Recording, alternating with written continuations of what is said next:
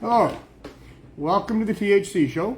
I'm your host, Neil Magnuson. This is the show where we talk about truth, hope, and change. Well, the truth is we're really hoping we can get some change because of the way things are going. We need a change in direction, that's for sure.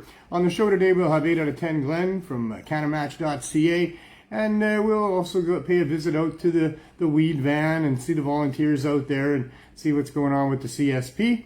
And welcome a new member to the CSP as well. Very excited about that. So that's all great. We are into our 4th year of legalization. For any of you who don't understand, haven't seen the show much before, or just don't know, Canada supposedly legalized cannabis, 4 years ago now.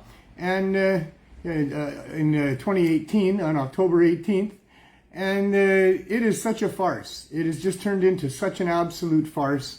It was from the start, and of course it had no way to go but to continue on being a farce, that's for sure. But the fact that so many people are left out of legalization, the fact that they maintained post-prohibition pricing, the fact that there's still all these laws and restrictions and fines and all the rest of it going on to do with cannabis, makes it all just a big time farce. In fact, it's worse than just a farce. It's not just that they decided to just fool us all and give us nothing. What they've given us is a cartel run by the government with a whole bunch of evil, greedy players that many of whom were involved in prohibition in the first place, getting involved with the cannabis companies, investing in cannabis, being on their boards and all the rest of that kind of stuff. And it's this attempted hostile takeover of the entrenched cannabis industry that is causing so much of an upheaval, and it's just so wrong to begin with. I mean, legalization should have included the vast majority of people that were involved in the real vibrant cannabis marketplace that was happening before legalization. The amount of cannabis that was being produced and consumed was a very large amount, and no trouble in society as a result. The troubles in society were all to do with the attempt to prohibit cannabis and production and distribution and consumption. That caused us all kinds of problems. That cost us all kinds of money, and that's what needed to stop. And yet we haven't had any of that stop with this so-called farce of a legalization. In fact, the penalties have been increased. I was just reading a judgment recently about a fellow who was involved in cannabis deliveries here on the coast of BC. And the comments of the judge in the decision were ridiculous, I mean, to say the least. All this chatter about public health and safety, oh my goodness, public health and safety is being compromised somehow because somebody is delivering cannabis to somebody. Like, seriously? Where is there any carnage involved in that? Where has there been any issues to do with public health and safety to do with that? They've got nothing to justify any of this, but they keep saying it over and over again, that the Cannabis Act is there to protect the children. The Cannabis Act is there to protect public health and safety. They allude to how government cannabis is a safe supply, which is a bunch of garbage. I mean, for one thing, they irradiate the vast majority of it. Well, that takes away the medical value right away. I'm not sure it's safe to consume stuff that's being irradiated like that, and especially stuff that's had chemicals and fertilizers and all kinds of pesticides and other things that they're allowed to use on these legal cannabis plants. And really there's been issues to do with the use of those things, and certainly there is a room for some concern. What there hasn't been is concern ever about the cannabis that's provided on the green marketplace, the underground marketplace that's been going on for decades and decades, where we had 180 or so dispensaries here in Vancouver at the highlight of it. And, almost all of those people running dispensaries were making sure that the cannabis they put out there was good for people, because many of those dispensaries, almost all of them, is where the medical patients would go. And medical patients have much more reason for concern about whether or not cannabis has been flushed properly or what it's been used to grow and all those sorts of things, even though there was never an issue with any of that stuff ever. I mean, if there was, it was the odd rare case of someone with a compromised immune system that had issues, or some other rare thing, but they're rare. They're not issues of public health and safety that are front and foremost in our society. We do have those things going on. We have the scourge of alcohol overconsumption, and what that results in every weekend here in this city, and I don't know what it's like in other cities or even small towns, but I would imagine alcohol continues to be a problem for people who consume in ways that aren't proper and healthy for the society that we're living in. I mean, it can be used properly. It's probably a great drug when used properly, and most people use it properly, and I'm not against people being able to use it. Hell no, I'm against prohibition. I'm not against these substances. I'm only simply saying that there are issues that cause our public concern over health and safety. And it's not cannabis. It's never been cannabis. But here we are. That's what they're standing on, is saying that, we got to protect public health and safety, so we got to make sure that, there's no underground trafficking of cannabis going on. Well, that's where the threat to public health and safety comes in. You've got these armed, gung-ho cowboys with, badges breaking into people's homes and, scaring the hell out of people, shooting their animals sometimes. You got all kinds of other things going on that are causing real problems for families and people where there were no problems before. They got some plants growing in a basement or in a back room. That wasn't causing any problems, wasn't causing anybody any problems. The only group that you could say it was causing problems for, perhaps, are those purveyors of cannabis that want to sell it at too high a price that it's profitable and valuable for people to produce it themselves for their friends or for whatever. And so because the government's allowing access but the price is too high, there's a viable underground marketplace. And that viable underground marketplace is just fine.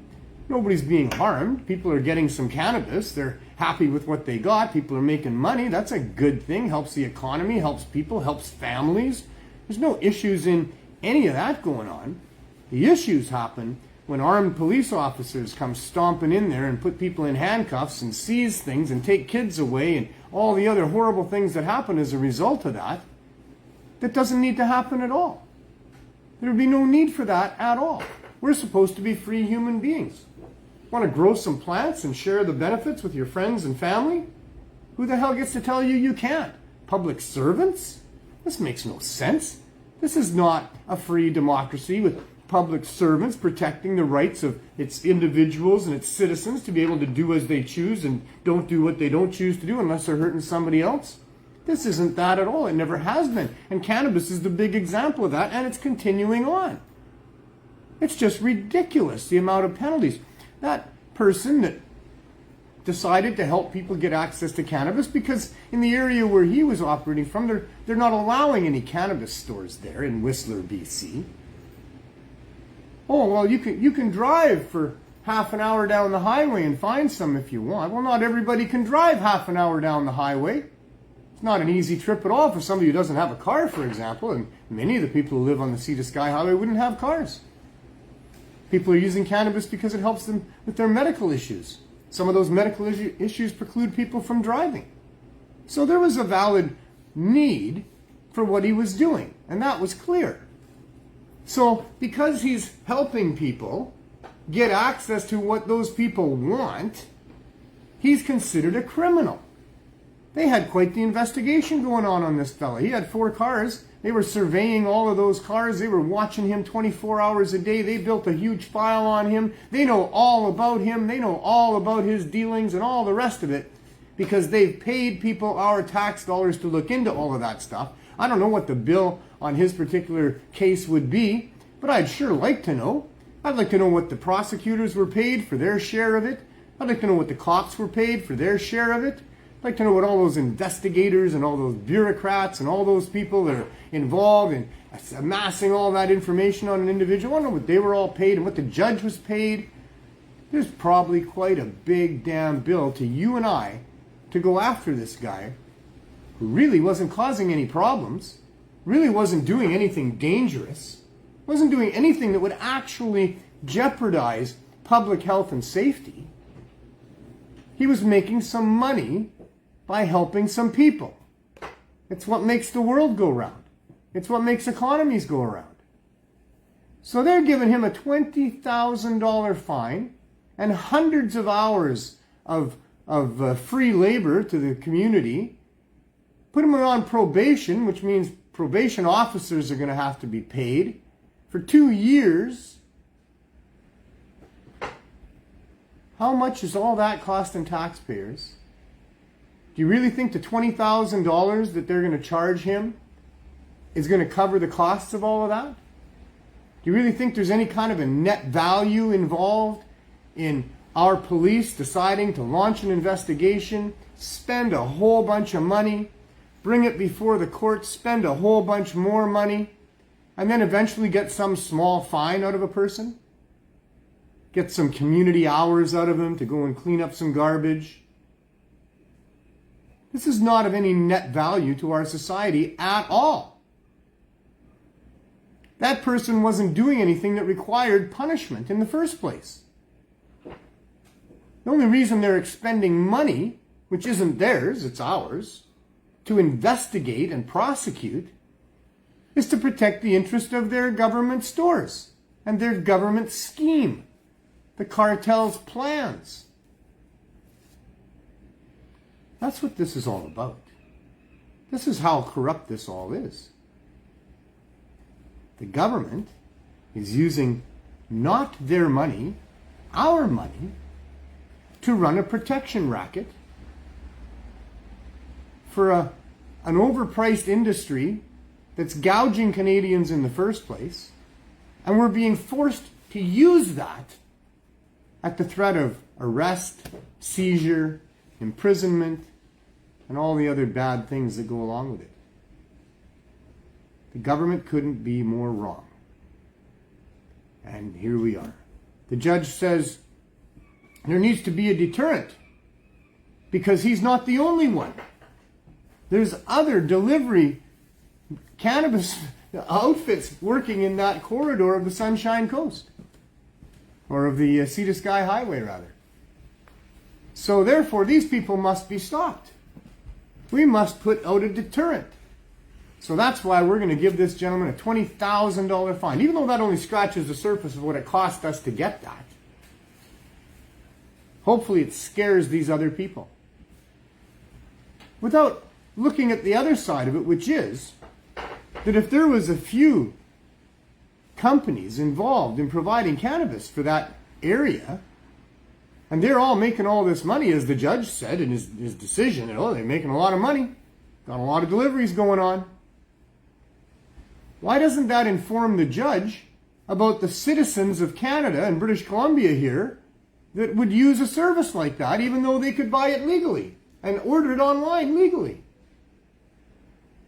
Doesn't that say something? Isn't that a statement that our public servants should be paying attention to?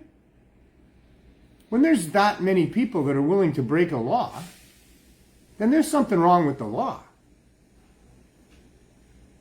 And when the law is trying to prevent people from being able to access a plant, well, that deserves some scrutiny, doesn't it? It seems like a very bizarre thing to be using the criminal law for. Citizens who want to have a plant. It's not like they're going to use this plant to poison people. And there's not like a rash of poisonings going on in Canada. Canadians en masse growing poisonous plants to kill each other. Our version of civil war. There's none of that going on.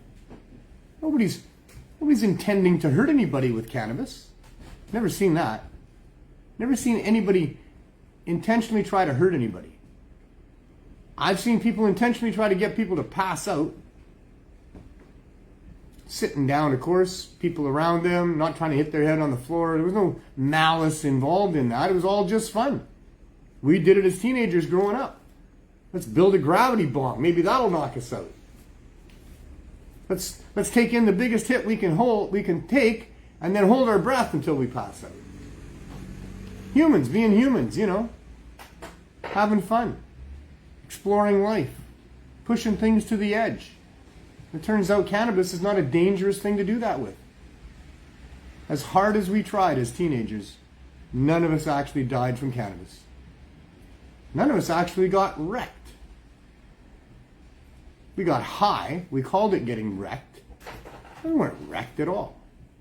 We were enhanced. We were improved. We were having fun.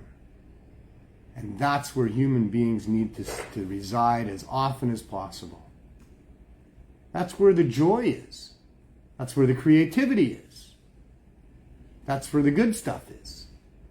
If you're having fun, you are performing at the highest of levels. Or at least you could be. Hopefully you are. Unless, well, I mean, you can have fun getting drunk, I guess. Although I have a lot of people talking to me lately about how that wasn't so much fun after all. There's moments of things that seem fun, but then that feeling in the morning isn't very good. And some of the behaviors the night before weren't very good. So I'm not sure that's a good way to have fun. But, you know, my point is that nobody's getting harmed by cannabis. So what's all the fuss? All this rattling of sabers talking about public health and safety and, oh my God, the children. Where is there any evidence to support all of that? Why aren't they rattling those sabers of warnings of public health and safety outside of the hospital ward full of people that are there because of their terrible experience of cannabis? Because they have nothing like that. In fact, what they would find is that some of our most creative and productive elderly people had a relationship with cannabis. They weren't harmed by it. Their lives weren't shortened because of it. They weren't made less smart or capable because of it. Cannabis enhanced their lives.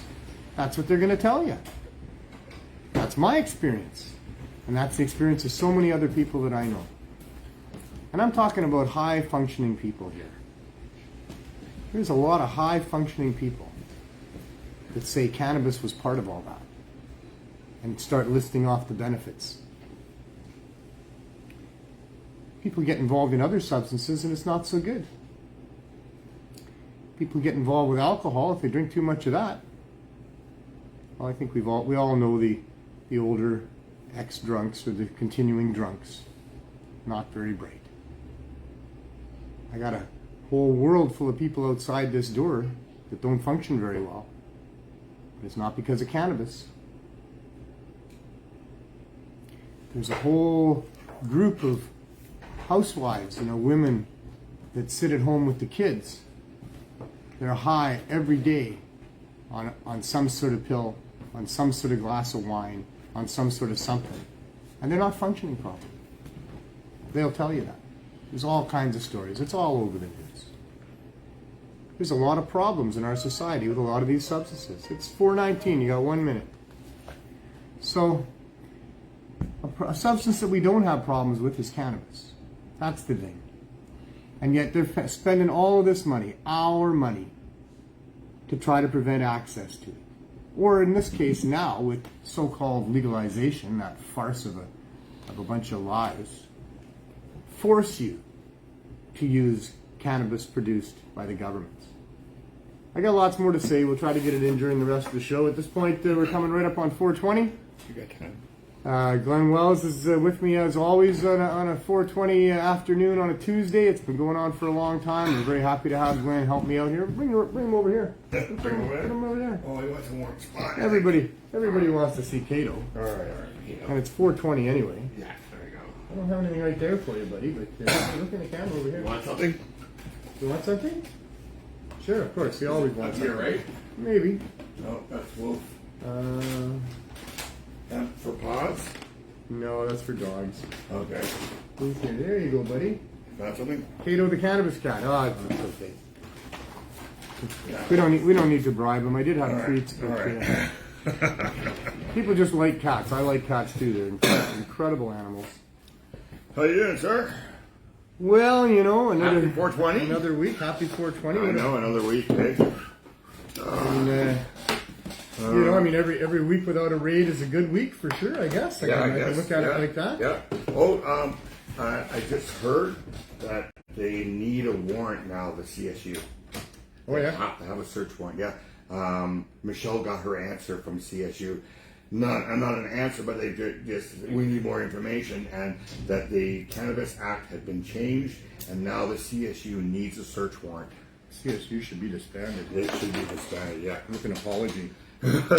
Yeah, and you were talking about alcohol. The regulations have just changed. Last year or a little while ago, they said they were 2 to 3 drinks, or 2 for female, 3 a day for men. Now it's changed to 2 for females a week, not a day, and 3 a week for men. They're finally realizing now alcohol is poison. It is poison. It's poison, right? So, yeah. yeah, I've been saying that for a long time. People like to drink the juice off of rotten berries. Like, what is with that? You know, it doesn't taste very good, so they got to go through all sorts of different ways to make it taste good. And you can mix it with this or that, or you acquire a taste for it, or whatever, right? Yeah. The thing is, it's so addictive, right? And then I'd rather be drinking this. I'm not sure. Did we talk last week a little bit about sugar? I thought we did. I think so. Yeah, a little bit. And we didn't conclude that, because the conclusion of that for me is alcohol. Mm-hmm. So there's that lifelong progression of having this imposed upon us relationship with sugar, from our first birthday party where we've got cake and ice cream all over our face, to Christmas where there's candies everywhere. If you be good, you can have a candy. Yes. If you're not good, you're going to go to bed. Well, that's really unfortunate, because going to bed is something that shouldn't be seen as a punishment. And eating a candy is like literally handing somebody something that's very dangerous. It's highly addictive. And that candy can lead to more candies and more candies until we've got diabetes and all the rest of the stuff that's really a scourge of society at this point. But the end of it all is alcohol. Mm-hmm. You go through all of that. I should have mentioned Halloween. I love mentioning Halloween, where you go out with your gang of friends and you dress as scary as you can, and you threaten the neighbors that if they don't give you your fix, you're going to mess up their house. That's a bizarre one to me, that we really recognize the addictive nature of sugar to the point where we think that's okay to play that game, to have that symbolic night of, let's go threaten the neighbors and get some candy. Well, it probably wasn't a bunch of candy when it first started now, all right? I don't really know. I don't know where it started or how. We'd have to Google that one. But they've quickly taken over. The sugar industry has quickly taken over every holiday. Every food staple that you can imagine. Easter. They put it into almost all foods at this point. Yep. But alcohol is like sugar crack. It's like heroin is to opium. It really is really condensed sugar. Mm-hmm. That's part of why it's so addictive. Anyway. Yeah. I said it. I'd rather be drinking these. I got that out anyway. Yeah. I got some pops I got to try. I got to get them. He said that they're really cold. You have to have so them these really are cold. These are government store things? I do not believe so, because it's 20 milligrams. Oh, so it's 20 20 milligrams of THC that's emulsified into pop. So it's called Six Soda Company. So it's a THC pop. They got that stupid little sign on the side there that with a pot leaf on a stop sign. What the hell is that? Yeah. What the hell is that? Well, it's to tell you that there's cannabis in there. Mine is here somewhere. I got it up there. Yes, stop sign with a pot leaf on fentanyl, because better. THC will help stop fentanyl. But to put a pot leaf in a stop sign there, that makes no sense to me. No. I think they're just trying to tell you that cannabis is in there instead of putting a green leaf on there. But I think a green leaf would be better. Oh, right? yeah. Right? Yeah. Oh, yeah. But again, put a green leaf on there. Let me know there's some nice green in there. If I'm a kid and it sees a green leaf, maybe this is good. Maybe that's why it's a little stop sign, right? For kids, right? We're so worried about the kids, I know. That's what they say. Yeah, we're doing it for the kids. Yeah. Once again, I know there's parents out there who would bring forward their kid and say, "My kid's not doing okay, and it's because he's smoking pot." I've heard that before. Yes. In many cases, that kid is depressed and upset with his social situation. There's a lot of anxiety going on. Maybe their parental situation isn't good. The home situation isn't good. There's all sorts of other factors that are in there. And I had those factors going on in my life. Oh, me too. And my parenting situation, or my home situation, was not good. When I started using cannabis at 15, that helped me immensely. And if my parents knew the truth, and would accept the truth, then the truth is that helped me immensely. That put me on a much better path. That allowed me to contemplate and think about ethics and all kinds of things that were being lost to me at that time, because I was drinking by the time I was 13 years old. I was smoking cigarettes at 10. I was traveling with the wrong crowd out in Surrey there, getting into trouble. I didn't smoke cigarettes until I was 13. I quit at 13. Oh, yeah? I was lucky. I quit at 37. Wow. 24 years. And now I have 19 years no smoking. Nice. Okay, so almost getting there. Almost getting there, yeah? You must have clean lungs by now. I can do dabs and other people cough. Yeah. Right? That's what they call me, iron lungs now. Yeah, eh? Yeah. So I'm going to try these out. What do we do about that stuff? So there you go. I mean, Glenn's talking about, an actual scourge on society, and that is commercial tobacco. Yeah. It's the number one reason for hospitalizations in Canada. There's 4 to 6 million human beings die from smoking tobacco, directly related to smoking commercial tobacco, every 12 months globally. There's a product with very little redeeming value. It's very, very addictive.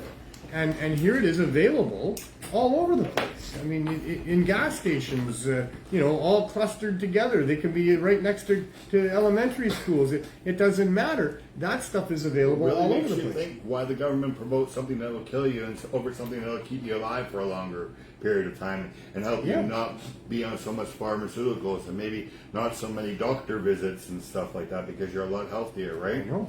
Yeah. That's fucking... It makes you wonder. It makes you think. It makes you wonder, yeah. It makes you wonder.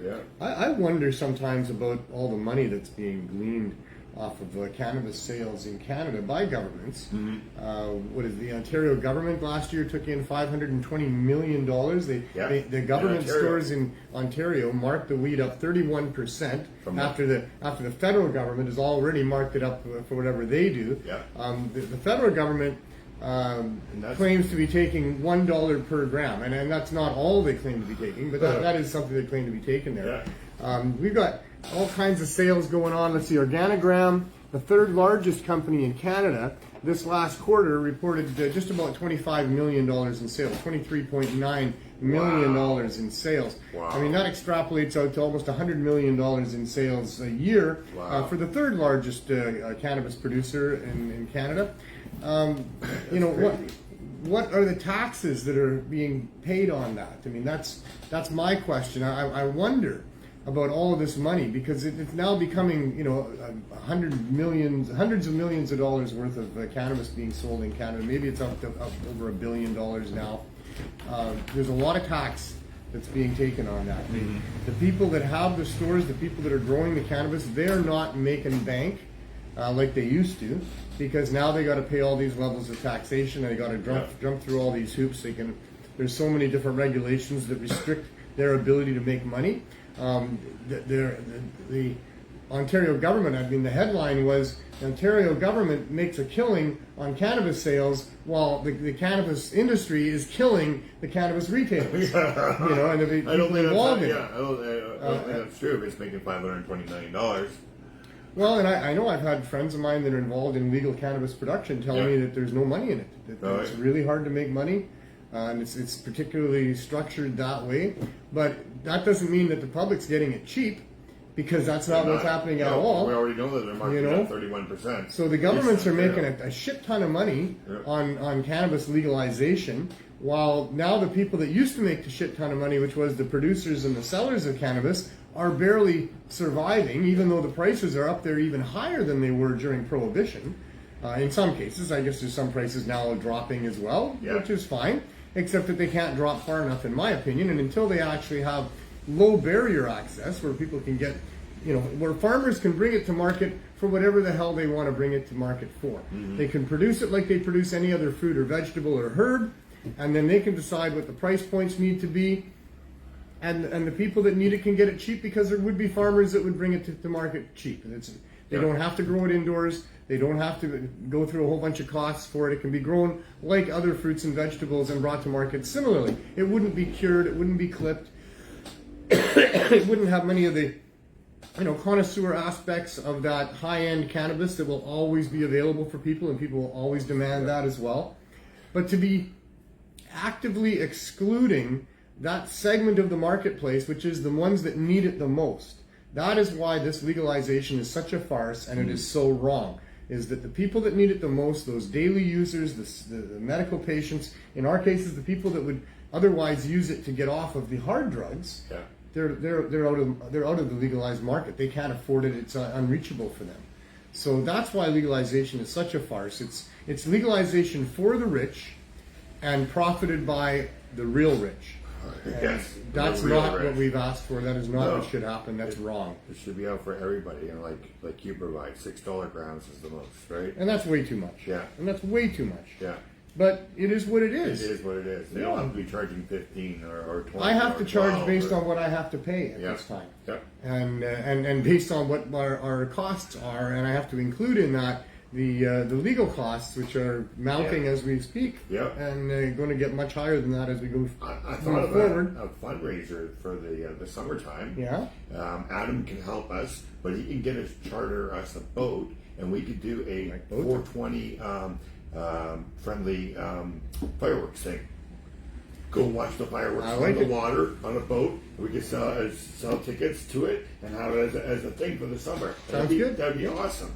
Right? Yeah, I know we like ideas that involve boats and water going out with our friends and doobies, and all the rest of that. That sounds like a great idea. That's not bad. The bad news is that we have to have a fundraiser, that we have to raise money, that I have to pay lawyers, that the government's wasting tax dollars to bring us before the courts on something that is such a no-brainer with what we're doing here. I mean, oh man. So we just can't. I'm gonna get going again, bud. I believe that the smoking rules will be the same as Kush Cups, and that was that you're only allowed to smoke out on the deck. Well, not according to the BC government. No, now you can. Well, I don't think the BC government would allow it at all. No. But really? Well, they don't. They're going to allow. They're talking about maybe allowing consumption lounges in BC. Yay! Except you can't smoke and you can't vape. You can eat edibles, hang around with your friends, but no smoking, no vaping. It doesn't matter what the laws are when you're on the water. Oh, yeah? No, because it's maritime law. That's maritime law, yes. All right. So that's probably how they were able to get away with it with Kush Cup. All right. I just think we got away with it at Kush Cup. I just think we get away with all of these things all the time. That every one of these events that we've had over these years, they're all basically illegal. The captain of that ship had to let us get away with it. But you might be right. I mean, maybe once you pull off ashore, you can do what you want. I have no idea. You can serve alcohol in the water, so if cannabis is as legal as alcohol... No, it's not. No, but it's run by the same freaking government, same board. Supplied by the same wholesale group. But the laws are very different about alcohol and about cannabis, for sure. Yeah, the captain will not be able to consume any cannabis, but if people are smoking on his deck outside, probably 30 meters away from the captain, you would think that smoking laws would be okay. Yeah, maybe. Right? Maybe, and well, more than that, for me, I think about a captain. Yeah. And his, eye to responsibility that these guys are like doctors, basically. They don't want to do anything they're not supposed to. Yeah. So probably they would have had to roll that around about having a bunch of people consuming cannabis on the boat there. Yeah. And I'm sure we could maybe even convince the same people to do that. They did it for the Kush. I like how they weren't going to allow cannabis consumption. Who already got them? And we all got up and started walking off the boat. Yeah. And then they changed their mind. Ah, there you go, right? Yeah. And they changed their mind, and then we're like, "Yay, we won!" Another victory for activism. Yeah. You know. Yeah. I don't know. It's something we could check out and see what we did. That would be cool. Sure. Because I like cool things. I watched it from the shore so many times. It would be nice to watch it from the water. I guess so. Yeah. Well, you'd be right there, right? Well, this is the thing. Yeah. You know, what is the fallout from these things? Not much. I don't know. No, come on. I don't know. No. I don't know. If there was, they blasted a bunch of chemicals. Stories. There would be news stories about it. I bet you there is. Yeah, and you should Google it and see. There'd be like thousands of boats out there. So we should ask Google if there's any health concerns with fireworks. Okay. Other than blowing your hand off. Exploded fireworks falling from the sky. Yeah. Yeah, something like that. Can you guys Google it? Well, they kill birds. It kills birds? It kills birds. Well, only if it was to hit a bird. And it may well kill the fish as well. After the first firework, birds should be the fuck out of here because it's loud and scary, right? So maybe occasionally, maybe like airplanes kill birds too. It really aggravates a lot of people's dogs and pets. And I know some dogs who don't mind it at all. I do too. Murphy Brown, may she rest in peace. There you go. My companion for 11 years there. The first time she ever heard fireworks was in White Rock. She was sitting on my lap in the window, at the driver's window of my car, and we're looking out at the beach, and the fireworks started, and she was like trying to claw her way right inside my head. Oh. And I calmed her down. And she was such a smart dog. Yeah. A little terrier, Sheltie cross. Murphy Brown, you can see her in the movie Still Trippin'. No, in Tripped. Not the actor Murphy Brown, right? No, no. She's in the movie, but she's a little dog. She's Candace Bergen. I'm not talking about you. You're beautiful. You always were. You're never a dog in my mind. But I had a little dog named Murphy Brown, and she was great. And so I calmed her down. And I just said, boom, boom, real pretty, because they went on for quite a while. Yeah. But she would sit. She calmed right down. She sat there and she watched them, and I'd keep saying, boom, boom, real pretty. Yeah. She was so smart. She was so smart. She knew so many words. And then the very next night, I was at English Bay. Yeah. And we walked down and got to the beach there, and I remember sitting on the side of the hill. And I warned her ahead of time. I said, boom, boom, real pretty. Yeah. She was just fantastic. She just sat there and watched the fireworks, cool. Yeah. She was so smart. It's like everything. There's going to be some that react and some that don't. There'll be kids who will cry. 100%. And kids will be, Anything powerful, there's positive But we and always negative. want to promote the negative stuff. Oh, this. Well, I think we need to be aware of the negative stuff. Yes. I think it's important. If we were killing a whole lot of birds, I don't know. Maybe. We're not killing a whole lot of birds. But if we were, we hear about it. We hear about it. Those wind turbines, they kill a lot of birds. Yes. They do. That's because birds don't know about them yet. Well, I don't know. future generations of less dumb birds will be killed by it. But like I said, they're coming up with other answers to airplanes that. kill birds too. There is like I said, Right. there's negative and positive. Yes. Do you not fly airplanes because they kill birds? Exactly. Well, So do we not generate we don't. electricity with wind because we're going to kill birds? Yeah, Right. It's a concern. They are working on it. Yes. And it's a concern for some people more than others. Like you Yeah. say, there's so many different people out there. Some people are going, oh my God, you can't kill a single bird. And that's not worth generating power. Yeah. And other people will go, what's a stupid bird? We got trillions of birds in We the got world. lots of birds. Yeah. Lots of birds. Yeah. I don't know. I don't know where the truth is in any of that. But I'm glad we have both sides An speaking eagle up. might take out that bird one day. You don't know. Nature is So, cruel, and yeah, we're part of so- nature, and many things. And like I say, anything powerful has both positive and negative associated with it. That's the You need to yin do and a cost risk analysis or a value risk analysis of these things, and just And see. they always think that Or maybe you don't. Maybe turbines, somebody should. I don't know. putting the turbines up was worth it to compare to losing some birds. I guess. Yeah.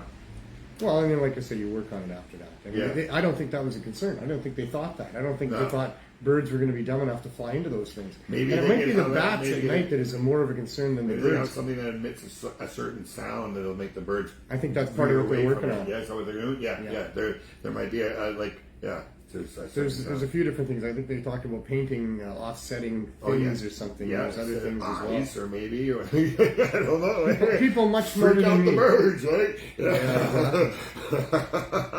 And then they see it coming. I have no idea, but like I say, people much smarter than me, they get to think about these things. And they've probably got PhDs on all of these things, government grants for all of these things. Oh wow. Anyway. See, we smoked a joint. We started talking about birds and turbines. It all came from the thought of a boat cruise. Yeah. So we'll see what we can do. Oh, that would be. I thought that'd be. Yeah, we'll see what we can do. It's very unfortunate that we have to do it, and I always feel that way. I believe that we have to win. Yeah. That there's no way that our world can be so corrupt that when the truth is told in a courtroom, that we aren't vindicated for what we're doing here. But I don't know. We live in a corrupt world. I was reading that judgment about the fellow in the Sea to Sky Highway delivery thing. Yeah. And I mean, man, oh man, the whole judicial system is perverted, and it has to be for them to be able to consider this a crime. I'm a full-grown adult. I mean, I'm even more than that. Now I'm past retirement age, so I don't get to make a choice for myself. I don't think I'm smart enough to choose for myself. I need to have government intervention. And if I choose wrong, if I decide that I'll maybe believe some of the stories about how cannabis can help people in their lives with sleep and mood and all these other things, and and that maybe I don't believe that the lies that have now been debunked after all this time. Like they used to write articles about cannabis causing cancer and other things that were all just bullshit. And here today I was helping somebody that's got violence. cancer, telling them about cannabis. Totally helps people with cancer. Some, not everybody. Yeah, well, I don't know. I mean, I found brain not cancer everybody, of doesn't course, work. because there's always exceptions to the rule. Cannabis might not help with defeating your cancer, but cannabis can help in a variety of other ways for people that are suffering from that. It can help with sleep. It can help with stomach upset. It can help with all kinds of different things. It can make you want to eat and stuff. But I've heard a lot of people that have gone under remission, but then brain cancer, no, and throat cancer. Well, no. I wouldn't put that blanket statement out of there either. No, I'm just because saying, there's more than one brain cancer. Yes. There's more than one brain cancer. That one in particular that I believe is definitely helped by cannabinoids. But I don't know. I'm not a doctor. I can't put these things out there. This is my personal experience. One person I know that had brain cancer that took the Rich Simpson oil. It didn't work. It didn't help them. And then the other person with the throat cancer, it didn't work. Or he had mouth cancer or something. So, that's only 2 people, not all the people. I'm just saying. There's millions of cases. But then lung and kidneys and stuff, yes.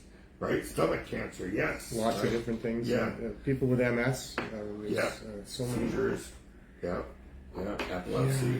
So all these stories that they used to tell back in the day, the lies that you'd read in the newspapers, William Randolph Hearst's newspapers especially, but not exclusively, all the media was running these stories of reefer madness and all the rest of it. And then that shifted. We watched that shift 20-some years ago. And then so that they'd be finding that they couldn't help but report some of these positive things. They kind of had to. And it was becoming more and more of a big thing in society as well. The whole consumption of cannabis, it was really becoming a thing, especially in British Columbia here, #1 cash crop and famous for BC Bud and the rest of it. And so what they started doing was when they would have a positive story about cannabis, they would run a negative one right beside it. And a negative one usually wasn't one about the health problems with cannabis. It would be about somebody was found with a large amount of cannabis in their trunk alongside of some guns and blah, blah, blah. Yeah. Something like that. Yeah. But something to continue the negative spin as much as they could. And then now over the last decade and a half or more, you don't even see that anymore. Now it's just you see positive stories. There's magazines on the racks talking about the benefits of THC and CBD, lots of these different things, lots of stories online. The PubMed articles, more and more all the time, showing the benefits of cannabis. So why would we not just revisit the whole thing and scrap that whole thing that was completely based on lies and terrible lies, and have another look at this substance? I don't know. And compare it to some, because there's money. That's why. I can answer that question for you. My own question, but I already know the answer. Money is what drives all this. The lust for money and control is what drives all this. Now, there's still people that bought into the hype that for whatever reason believe it. I mean, that will continue it. Like when they're doing their phone survey to see how many people want to have a consumption lounge. Absolutely. There was 2 different polls. Oh, is it? Okay. Yeah. One of them found that 61% of respondents were in favor of having consumption lounges for cannabis consumers. We already have them here in Vancouver. That poll also had data which showed that there was about 35% of the people that were polled that had actually consumed cannabis over the past year. So there we have 65% of the people who have not consumed cannabis over the last year, combined with those people that had, and the totality of those people came up with 61% that were in favor. Yeah. The other poll wasn't as favorable at all. No. More people in the sample size, almost double. 31% of the people had consumed cannabis in the past year. And a whopping 64% of the people polled weren't in favor of consumption lounges. So how was the question framed differently would be one of my questions. And why is it that these people that have not consumed cannabis, obviously, why do they even get a voice? How is it of any concern of theirs? I mean, are they someone who's living right next to where a consumption lounge would be and they don't like the smell? You told me about some woman that's suing somebody. Trying to sue somebody. Right. Yeah. What if you're a vegetarian, you don't like the smell of burning meat wafting over the fence there? What if What if the smell of perfume from your neighbor's, scented bath is a problem? Give me a break. I'm sure the neighbors could smell my dad's smelly feet when he took his work boots off at the end of the night. We all ran out of the house and it still wasn't good enough. Sorry, Dad, but you had some serious feet going on there. Holy smokes. But, just ludicrous as can be. But why do these people think that they get to weigh in? Why do they have any weight to their voice when they're making decisions for people? Cannabis consumption lounges where people can smoke and vaporize cannabis, and not just eat cannabis, are such a value to the cannabis community. It's one of the reasons we're so disconnected here amongst us all. We've got no place to go. We still have cannabis culture. But that wasn't available during the pandemic. They're still under threat of closure there. That's just Amsterdam cafes. The Amsterdam Cafe also, as well as a place you can go and meet people. So right there, those two places. Those are the only two places I know in Vancouver. A high score when it's open. Well, that's part of cannabis culture. Yeah, but the lounge will be open and high score will not. And I think it opens after in the afternoon, right? So. Sometimes at cannabis culture, they have the lounge and they have the video game playing room. Yeah. And you can consume cannabis and all there. Yeah. Not legally. Jody's under threat. Is she? Constantly and still, major threats. Wow. From CSU? From the provincial government to shut down. Huh. The provincial government says they're considering consumption lounge licenses, but not for smoking and vaping, only for eating cannabis products. That's called a cafe. You can go to one anytime you want. You can pop your cannabis cap and go to any cannabis cafe, and there you are. Or cannabis drink. Or cannabis drink. Yeah. This is we're talking about it. Yeah. It's insanity. Yeah. These places are needed, and that's precisely why they're not allowed. It is a huge detriment to the cannabis community to not have places to meet. Mm-hmm. Cannabis is such a social substance, right? It is very social. So social. You want to share it with people. I can tell you the story about my teeth, how that happened. We were walking out of the Elton John concert, smoking a joint. A couple asked, "Hey, are you smoking a joint?" We said, "Yeah." I shared it with the couple, gave the guy a joint, and he got back to me and said that was the strongest joint he'd ever smoked. And he says, "I'm a dentist. Oh. Come and see me for some dental work." Nice. So it worked out that he's on the island, right? And I'm over here. So he passed me on to his friend over here. He told his friend about what happened, and now they're going to do the work, and I'm not being charged anything. They're taking my teeth out for free, right? And I only had to pay for the dentures, but that's how social it can be. One good strong joint. Yeah, and smoking it with them, and just being friendly and talking, because that's how they approached us. Hey, are you smoking? And of course we shared. I've met friends that are friends to this day. Just by smoking a joint out in He's public. going to tell me about his trip to Egypt for Christmas and everything. I've got his personal number and text him all the time, right? So I don't have to call the dentist office. I just call the dentist. Right, yeah. But all because of smoking a joint. Smoking lounges, Cannabis Culture Lounge has been the meeting place of so many people that have been able to network together because of that. It has been a place of refuge for people that needed friendly people to go and commune with, and it's so many people show up there that aren't feeling great, and by the time they leave, they're happy as can be. These are very important spaces for people.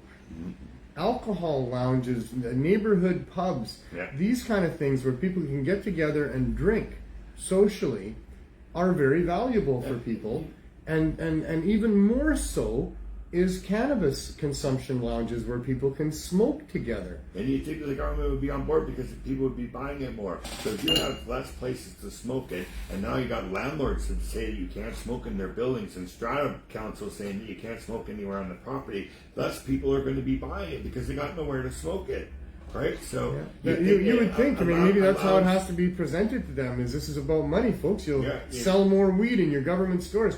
No, they won't, and they know it, because people are going to go to the consumption lounges and they're going to talk. They're going to sample each other's weed. Yeah. They're going to understand that the government shit is not to be dealt with and not to be consumed. You need to be concerned about that stuff. I'm told there's a few growers, one of my friends in particular, who says he's not irradiating the weed that they're growing, but I'm sure the big boys are. It's the cheap, lazy man's way out of getting those microbes down that don't involve so many chemicals otherwise, and so it's probably cheaper. I have no idea. But I do know that the government, in their insistence on getting down microbes, which is ludicrous to begin with, never had a problem with microbes on weed. If your weed's a little too damp, you dry it out a little bit. I mean, it's not... Yeah, there's it's not that very bad. seldom any microbe on there of any concern. But this is one of their big ways of keeping it from the average grower and saying that theirs is more safe than others. And really it's the opposite. If you look at what happens when you irradiate weed through a microscope, it is horrible, it's man. not what you told me. It's like a parent nuclear Yeah, waste. it's like you just had a nuclear bomb went off and killed everything. Those were your words, yeah. The beautiful little mini forest that exists on the cannabis plant with all those trichomes and the resin glands, and it's all glistening and beautiful and well formed, and then they irradiate it, and you've got this wasteland of these shriveled up little bits and pieces of all this stuff that have been blown to bits. And this is to kill microbes, but it also kills the medicine. So people are going to talk about this if they're in these consumption lounges. They're going to talk about the high price of cannabis and what would justify that. And what's government doing with all that money that they're taking in, and what, all these questions that people have. It reminds me of Nixon when he said, we can't have all these young people sitting around smoking weed and thinking about things. That's going to be problems. Can't have your young people thinking about Bob's things. going to ask Bill, hey, why don't you have a government weed? Where do you get that weed? Why was it so much better than my weed? Yeah. What'd you pay for that? Yeah, what'd you pay for that? Yeah. Shit, that tastes like shit, man. How old is that shit? It crumbles into dust. I know. A lot of I don't want to completely deride government stores and weed because there's probably some good stuff there. Like I say, I got some friends growing without irradiation and they're proud of their weed. Yeah. I got other friends who sell cannabis. They're still proud of it and they put it through the scope. So, all that can change, and that's all great and fine and everything. But until there's low barrier access for the people that at this point are priced out of the marketplace, until they stop the prohibition on non-members of the cartel with our tax dollars and with amazing force, then this is not legalization to be supported at all. And they don't want us sitting around talking about it, and that's why they're not allowing people to have consumption lounges. And those that's people my who are theory. not irradiating it are not selling it to the store, right? It has to go to the government first, right? It does, yeah. So the government could do something afterwards, right? Could they? I don't know. I don't think they do. Do you know? Okay. I would imagine it arrives at the LCBC, whatever they are now, already packaged. But I don't know that. I don't know that. Yeah. So do they send it in a bulk and then they package it, a company or something? I don't think so. I think it goes. I think the people that are involved in the production usually then have a contract going on with someone who's going to package it. Okay. And then it gets sent out with their packaging, their labels, whatever. Okay. And it all has to adhere to the government regulations on packaging. Yeah. That's a whole other new industry that's popped up now as a result of legalization. And there again, insiders mostly involved in that. People that aren't typically part of the cannabis world. They're just businessmen. Yeah. And They or maybe some people. Or maybe they are. I don't know. Yeah, we don't know, right? I don't know. Yeah. I only try to tell the truth. That's why my answer on this show to most questions is I don't know. We're not sure. And that's the truth, and we're just trying to tell the truth. And so when that is the truth, that is precisely what I say is I don't know. Yeah. The other answer that you get more often than any other answer except for I don't know is it depends. Yeah. Most things depend on things, and lots of times we don't have all the information to. Some people where it depends. And some people where it depends. We don't want to go there. We don't want to go there. I'm sorry, but that's just. I'm a few years of doing this show away from having an end of life episode. Maybe. Probably not. No, I just think of that lady that traveled We should across talk the about states that. or something, and she was wearing the pens or something, and didn't have to stop, and she made it in a record time. I don't know. I can't remember what the story was, but yeah. Yeah, I don't know. That's a subject that we could talk about sometime. Yeah. Is the end of life stuff. And mostly what I'd like to talk about with that is the intervention of psilocybe, mushrooms, and other DMT and things like that have been shown to be so beneficial for people that people that are at end of life in many cases are very depressed. They can't come to terms with where they are in their life and the shortness of it and other things. And when cannabis and when especially mushrooms are introduced to these people, there's a new way of looking at things, I guess is how I say it. And the reports are very, very positive of people accepting, where they are in life. Yeah. Acceptance is the whole key to whatever's going on. If you don't accept something, change it. If you can't change it, you better accept it, because not accepting something you can't change is probably the definition of insanity. Yeah. So, but there's so much help for people through the mushrooms. Yeah. And here we are, another prohibited substance that the government has seen fit to prohibit, to put into. I've heard that they're now allowing some people a special exemption. Well, yeah, the federal government has allowed for some exemptions. Yeah. Dosed 2, the movie. Watch that if you want to know what I'm talking about. There's even way more to it than that.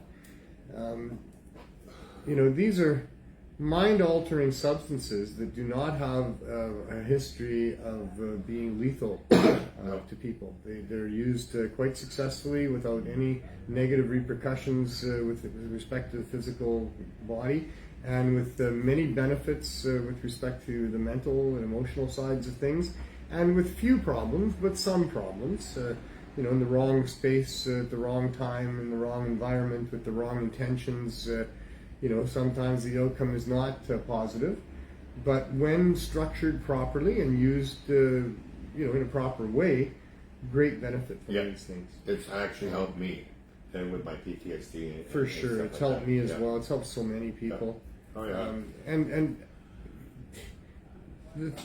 the idea is that the government, our government, these public servants, of which we are to be the citizens, not the subjects.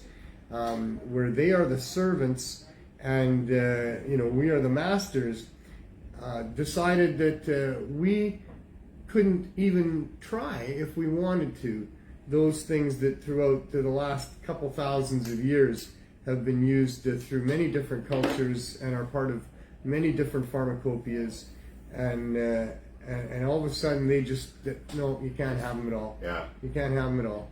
And what's the reason? I mean, there was no violence in society as a result of these things, as a result of the use of mushrooms or cannabis, no matter what the newspapers said about cannabis. And when they did say there was violence, that was complete lies, and you all know that, because it's proven that cannabis is the peace drug, and it's going to talk you out of violence. I haven't singled you yet. And somebody should. So really, I mean, what is it that they're addressing here? Well, it's whether or not you can alter your mind. That is what is at the root of these things. You can't have the mushrooms. You can't have the cannabis. And the only issue to do with any of those things is that it alters your mind. Yeah. So the government is really engaged in legislation against thoughts. That they're concerned. They're trying to control what it is you do and don't think about. All this is ludicrous as can be. I mean, it sounds like some sort of far-fetched, fantasy movie there in some parallel universe. Creating new neural pathways up there, and that's what mushrooms does for you. It creates new neural pathways, new ways for you to think of better thinking than what you were stuck in, right? So I mean, traditionally it's taken by people who are depressed. Yeah. Who are and we've been using it for centuries, or the medicine people have been using it for centuries. But as soon as the government says, "Oh no, this is just not good for you," so the whole act of what were they afraid of the hippie movement? That's what it was. They were afraid that the governments at the time were afraid. Oh my God, these young people, they're not going to be willing to go to war, and these substances that they're using, they're not drinking alcohol, getting drunk and angry, and going, "Yeah, let's go kill those MFers." they're smoking weed and they're doing LSD and they're taking mushrooms and they're not fighting. And they don't want to fight. That's it, They right? just don't want to fight. They don't want to fight, right? And if they're not fighting and if they're not angry at somebody else, then what are they going to be doing? Sitting around thinking about why they're paying so much taxes? We can't have that, you know? Should just give the Germans a bunch of weed and joints and then let them smoke and then Should have bombed them with joints. Bomb them with joints, Bomb right? them with Yeah, joints, there yeah. you go. Some cannabis gas. That I know you some breathe in and become German this people that would have been pretty happy with getting some joints coming out of this guy. You know, that's for sure. And, you know, so all this fuss about these things that has resulted in the criminal law being activated to try to prevent the use of these things was all just about trying to keep you from thinking the thoughts that you might think if you ingested some mushrooms or if you smoked a joint or something like that. This is the government in laws against thoughts. These are thought crimes that you're committing there, but really it's the government that is committing the crimes in thinking that they should be able to control people's thoughts. And that's the only reason you can't put these things into your body is because it's going to alter your thoughts. So that's something to really consider. We do provide mushrooms here with the Healing Wave. They are very important. We're dealing with people with addiction and depression and all those things going on. Yeah. And so we're careful about trying to educate people about scene and setting and the rest of it. And there's the Mushroom Cafe too, right? There's a number of different mushroom dispensaries in Vancouver. Yeah, so. And there's a new product, a new tea that we have that you know, it could be very beneficial for people as well. Just to let people know that we have that. I've been weary about trying it. It might be too strong for me or something. I think that these particular tea bags, there's 2 in a package, and I think they're 0.3 of a gram. Oh, that's it. In each tea bag. So they're not going to be terribly strong. But it's more of a microdose almost, you know? It's a microdose tea, I see. Okay. And of course with tea you can make it strong or weak depending on how long you want to leave the tea bag in there, if you want to add a second tea bag or whatever. Wow. But so far some pretty good reports both for the effects and the taste of the tea. Mm-hmm. So anyway, just thought I'd mention that because, you know, that's a whole new frontier that is opening up, but it's very parallel to cannabis as well. Yeah. Not only that, I saw something that it said that the mushrooms are more closely related to human DNA than they are to plant DNA. Really? Eh? Yeah. Wow. I don't wonder who did that study. My son recently said that he thinks that mushrooms branched off of the same life forms that produced the mammals. Oh. So maybe I don't know. Similar ancestry That's between too us deep and the for me, mushrooms. man. Well, we all have the same connectedness to everything that's alive on this planet. Yeah, We've all been through a hell of an evolution over 4 billion They just years. sent a bunch of the stuff around the moon and on that ship, the Artemis, and it's come back now. And they're trying to see what they sent was very close to what humans are, and they're doing radiation because when you're out in space, the human bodies there's radiation or something. Space is a very harsh place to be. Yes, and well, I know that we have radiation belt around. And this planet. space That's is called okay the right Orion here. Belt, right? And that's what they're having problems getting through, I think. I see. Yeah. Yeah, I mean, brave people wanting to go out into space. I think they're finding out that there's a lot of things to be very concerned about. It's, you know, we are so adapt to this planet, and to leave it is so hard. Yeah. The distances are so vast to begin with, so that the time that would elapse between when you could get to some other place is so it's almost impossible to It'd do. be so cool if people could really experience it because it really makes you feel a fucking bit different. Even in an airplane, you're looking down and everything is so small, right? And you don't feel so big anymore, right? Because you know, imagine what it looks like from space. Right? Actually, I feel like a giant when I'm up in that plane looking down at all the things. Yes, that's what I'm saying, right? But but then if you take the world into that, you're and just when you realize piece. that tiny little speck on that little tiny line is actually a car, and that you know that we are extremely tiny from that point of view. Right. I like how when you're up in a plane, everything is all checkerboard. It's all squared up in different colors. landowners. Is there Every some landowner rule that has to be spread out that way? I know. It just does. A landowner takes his land, they put up a fence around it, they cut down the trees that they want, they put in whatever it is that they want to put in there, and the effect from the sky is very incredible. Yeah. Very incredible. Yeah. I like flying by the mountains because some of the mountain peaks are a little bit higher than you are, and you can see that, and it's like pretty cool. Yeah. Very cool. Mount Flying Baker, is amazing. Mount Baker, I've seen Mount Baker when we're flying because it's really tall, and you can see it peeking through the clouds sometimes. Right? So Mount Baker's awesome. I was looking at that the other day. We were in White Rock, and there's a real nice vantage point of Mount Baker. And the other mountains that are I'm in Mission, in that, I got really good vantage. Mount Baker, yeah.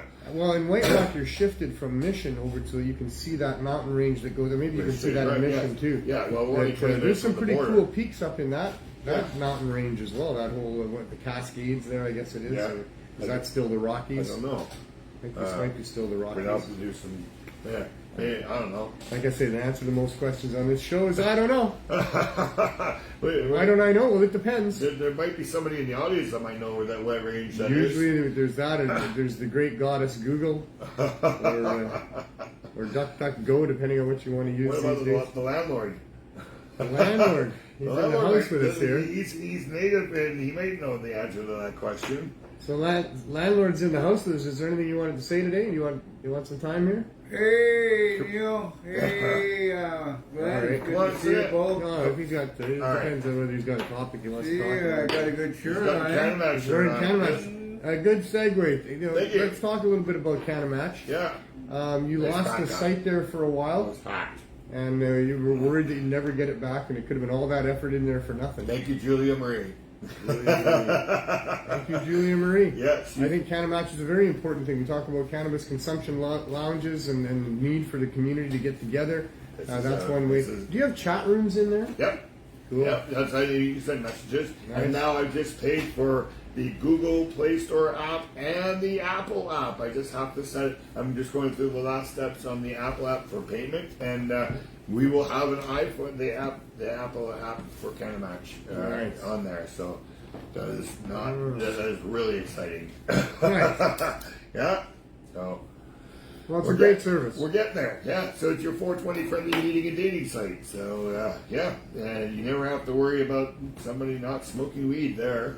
You'll never be asked, "Hey man, do you smoke weed?" Yeah, probably that question doesn't come up. It's like, what's your favorite strain? Yeah. What's your preferred method of ingestion? Bring a bag, not a bottle. I finished it. Yeah. Oh man, that was a Oh, interesting 420. There's so many things like we Canamatch you. Nice. I know. Right? All kinds of possibilities there. Yeah, I know, right? Yeah, it's good that people can get together and find somebody to share a joint with because they don't allow consumption lounges. I know, You right? can go sit around the art gallery. Probably you got a local park or something like that. Maybe there's a beach. There's places people go, but this isn't right. I mean, it's not right that public servants would tell you can't have a building that you can go into. I mean, who are these people that are so concerned about that? The government says it's all about public health and safety. So, I mean, whose health and safety? What? Because you're in a room full of smoke? I think that's what they're going Well, for. Yes. The employee drink in the park today, but you can't smoke. No. Yeah. And You can't smoke, the employee but you still drink in the park. is put into an environment that has smoke. Right? Right, Yeah, but so I mean, these are you can't people. Smoke a cigarette at work. So you don't have to take that job. Yeah, that's true. Yes. And where is there evidence of secondhand smoke of cannabis causing damage in any sort at all? I think it's just that So word. I right? get it. Yes. I get it that you shouldn't probably go to a bus shelter and light up a joint with people that are in there that you don't know them. You could argue, well, my cannabis smoke is medicine and it's not going to hurt you. It's just going to supplement you. Yeah. But I get it. Yeah. People don't want secondhand cannabis smoke if they don't want it because they can get high off it. And I know we all think getting high is a great thing and everybody should be high and we should just pump it into prisons and schools and all the rest of it because high people are nicer people. But, somebody might not want to get high. Or maybe Rabagliati's in that shelter there, and Ross, the skier there that was in a room full of people smoking weed, and he didn't smoke any himself that day. although now he owns a cannabis company. But in any case, Ross was just in a room full of people smoking weed, and then he tested negative, and then he lost his medal. So, no, I guess we should not be imposing a secondhand high onto people. I get that. Yeah. I get that. But Even a cannabis consumption lounge is a different story altogether. You don't want to get a secondhand high, don't go in there. Exactly. You don't want to see girls dancing without half their clothes on, don't go to those places. Yeah. You don't like the idea of a couple of different people of the same sex hooking up, well, just ignore it. Yeah. But you can't make it go away. You can't tell them they can't do it. You shouldn't be telling the people in the cannabis consumption lounge that they can't be in there getting their first and second and third hand highs. That's what they're there for. Yeah. They have agreed. That's what they want. That's their right. Leave them alone. None of your goddamn business. When somebody asks you the question, do you think that these people should have a place they can congregate and do what they do together? You say, well, it's none of my business. They should be able to do that if nobody's being harmed in the process. And that's where it should be. But we got a bunch of nosy fuddy-duddies that think that they can stick their opinion into everybody else's business and tell you what you can and cannot do just because they don't like it. Those people should shut up and go away. So I'm angry about it because consumption lounges are important. It's an important thing for many people. Just like high-dose edibles are an important thing for medical users, and without it, they are suffering. Consumption lounges are very, very important for some of the vulnerable people in our community, some of the people who need a space to go and join with other people and at least feel like they've got friends. Yeah.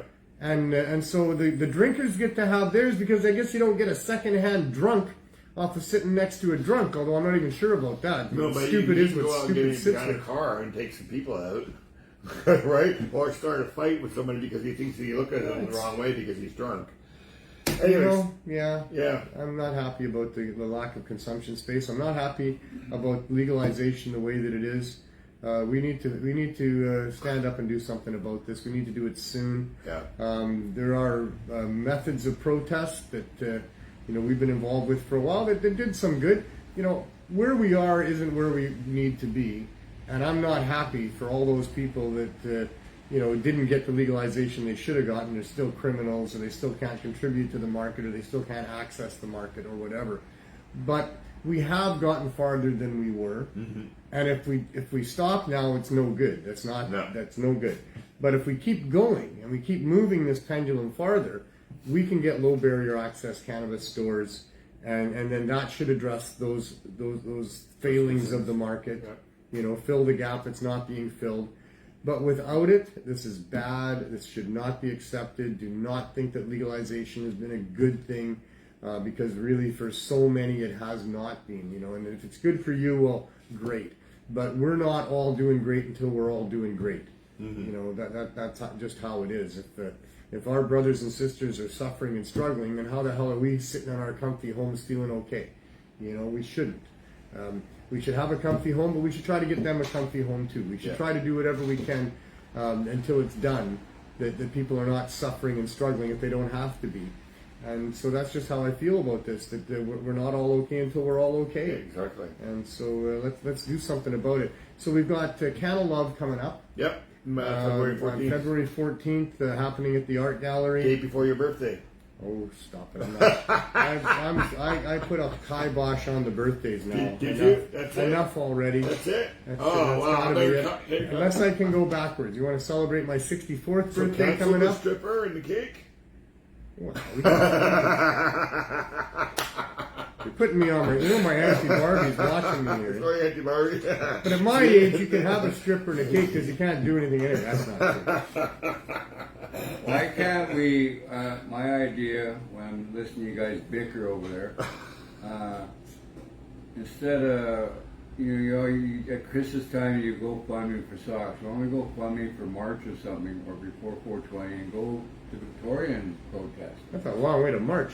Well, you're protesting something, it's not the distance, it's what you're standing up for. Well, So if you do it in Victoria, it might be, and connect with some outreachers out there. Yeah. We have done that. We've had the protests at the legislature and Maybe other it's things time like to that. do it again, But City Hall. Yeah. anyway, yeah. So that's what I know. All right. Okay, I'm gonna go because I gotta. Are you? Yeah, well, I gotta go check to see what's cover going on in everything the here? chat room. And since I'm the producer, there's actually no. Okay. So if there's anybody misbehaving, I talked about, just want to say with organogram there, they're saying that they, not only are they going to do $100 million in the next, 4 quarters combined, Yeah. but they're involved in the lowest cost in production so far in the history of the company. Oh, really? They're just trying to get That's more why they're people. making more money. Yeah, they're just trying to get people to buy more stocks. That's what's going on. I know, and so I just wanted to point that out. That's what when you hear something like that, that is what they're trying to do there. All right. Thank you, Glenn. I We'll see you next appreciate it week. a lot. We'll Yeah, see you next I week. appreciate you too, my friend. Cheers. So, what we do in this program most of the time is we talk about the CSP. And for anybody who doesn't know what that is, that's the Cannabis Substitution Program. The Cannabis Substitution Program was a response to the public health emergency that arose several years ago with people dying from a poison drug supply from a very, very powerful opiate called fentanyl and an even more powerful opiate called carfentanil.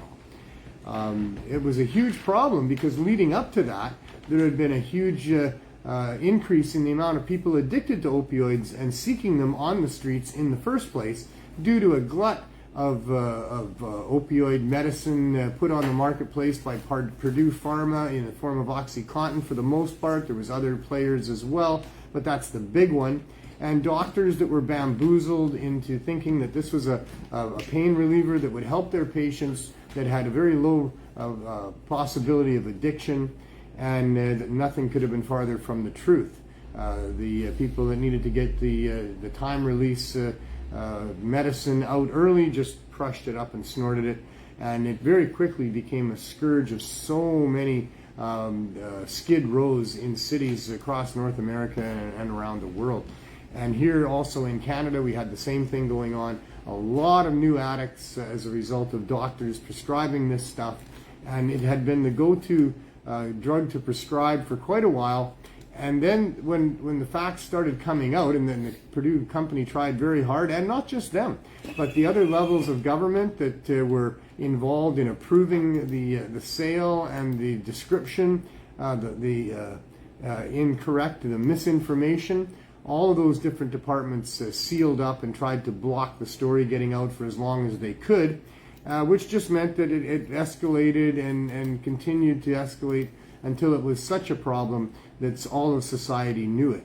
And at that point, now the doctors get put under scrutiny for how much of that stuff that they're prescribing.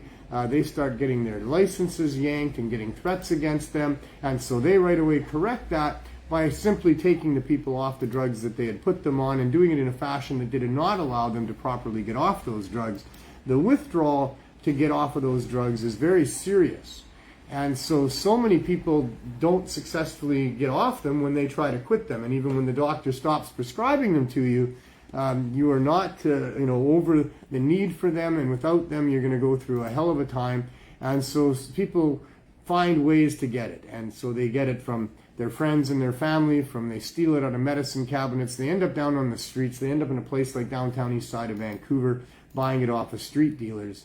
And it's a huge, huge problem. So when that problem became, what it was several years ago, I had knowledge that cannabis in the form of high-dose edibles could really help people get off of those drugs, get through the withdrawal, replace the use of those drugs. And so because of that, I came up with an idea to try to make it as easy as possible to get high-dose edibles to the vulnerable people that couldn't afford to find them online or wherever else they might be able to get them from, that in the poverty-stricken and visibly addicted area of the downtown east side of Vancouver, we should just try to make it as easy as possible to get them to people. And so I did that by forming a partnership with VANDU, the Vancouver Area Network of Drug Users, a government-funded organization that allows the peers to run the organization and deal with the oppression of the drug war and the prohibitions and the scourge of addiction and how that all ties together. I did that, it'll be 6 years ago already. We're past the 6-year point where I went and had that meeting with VANDU. I proposed the idea of doing exactly what I just said. I got unanimous approval to be able to use their space, that they would allow me to use their name and their space. And with that, I went to City Council to present the idea to them, to hopefully get support from them, which didn't happen, certainly not initially in any case. And I also presented to the Vancouver Police Board just to be on the safe side of covering all my bases. And then after 2 months of lobbying the City Council to try to get the support, we went ahead and started handing out the donations. I mean, people were dying at an alarming rate. I had managed to accumulate a number of donations from the local dispensaries and friends of mine. And so not wanting to wait any longer, it was early February 6 years ago that we started handing out high-dose edibles. We did it once a week for the first year. We had lineups of hundreds of people every time. We then proceeded for the next 2.5 years to do it twice a week, even longer lineups both days, even though the idea was to try to disperse the lineup a little bit. City Council did eventually come around. 2.5 years later, City Council decides to pass a motion based on what we were doing. And we responded to that by going and meeting with them, and we had an understanding that we would find a storefront and we would move our program from outdoors, where people were lining up through all different weather conditions through winter and summer. We'd been there for 3.5 years, and we found a storefront and we moved into it, but we couldn't get the city to give us the license that they said that they would. They said they had to wait for Health Canada, well, originally the province, but it turned out to be Health Canada. And so we applied to Health Canada. That's over 2 years ago. It's 2 years ago, last September 16th. We put in a very good, long application documenting the work that we had done up to that time, having testimonials by many of the people that were part of our program or our lineup. And so the federal government, although they said they would respond in a timely fashion, and it was important that they do that because we were facing eviction from a landlord who didn't want to evict us, but a lawyer on his side who recommended that that's what happened, that he better evict us or he could lose his property, be subject to big fines. And so we were evicted from this place because the federal government did not respond properly to our application. And we put in an application also for an emergency temporary application to get out. I'm going to say application too many times, I can see that. But we applied to have a temporary emergency exemption from the Cannabis Act until the licenses could be figured out, with great confidence that they would be, because what we were doing was highly successful. We had had no problems. There was no victims or anyone had been harmed in any way by the 3.5 years that we'd been handing out high-dose edibles. We'd had hundreds of people that were now testifying that they were no longer using the hard drugs, that we had changed their lives. Cannabis had saved their life was a common theme amongst the people that we were helping. We didn't think it would take very long to get a license for that because it's a public health emergency after all, and we were doing such great work. We were then supported by Dr. M.J. Malloy, by Professor Zachary Walsh. They both wrote wonderful letters of support for us that were part of our application. So many things in favor, nothing in any way to hinder our ability to get a license, or so we thought. But it didn't happen, and we got evicted from the store. We overnight bought an RV and have been operating from this old RV ever since, although now we're into our third RV due to circumstances. But the federal government still, with our licenses and our application in their hands. And so December of that year, we were evicted from the store in November. November 1st was our first day in the RV. In mid-December, Health Canada requested a meeting with myself and our lawyer at the time. And the first thing they did was apologize for having taken so long already. We were now trying to do what we were doing instead of in a store, but from an RV, and it was difficult. They said that they would probably have licenses figured out by early January for us, which was encouraging, except they didn't tell us which January, and that's 2 years ago now, so I guess we haven't gotten to that January yet. And all of this has just resulted in us having to continue our service from an RV, and we have no choice. We were raided 2 weeks into the RV by the anti-vending squad that came along and didn't lay charges, and just took all of our cannabis and said you can't be doing this out here. That eventually resulted in a phone call with the VPD with Candace Murphy, who was at the time the person who said she was in charge of all the VPD cops on the beat down here. And she ended up telling me that, she was very sorry that we hadn't been able to get the licenses, that the VPD hoped that we would be able to get those licenses, that in the meantime we were going to have to stop and wait. And I told her, well, we can't do that. That there's hundreds of people that are going to be horrified if we do that. They're going to be left no choice but to go back into the poison drug supply. And so we can't do that. We wouldn't do that. And she told me that we had to do that, and that if we didn't do that, we would be arrested. And I said, well, you have to do what you have to do. I have to do what I have to do. And I'm not about to turn my back on all these people we've been helping for the last number of years for no good reason.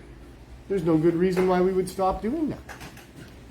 So we continued on. And for a year and a half, we were not bothered by the VPD. We worked out of that RV every day, 8 hours a day, 7 days a week. We're there helping people. Landlord's about to leave the space. Thanks, landlord. We'll see you soon.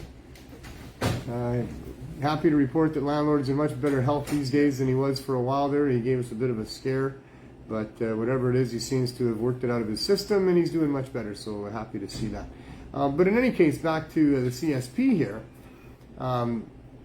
Unable to stop helping these people because, they've become family to us for the most part.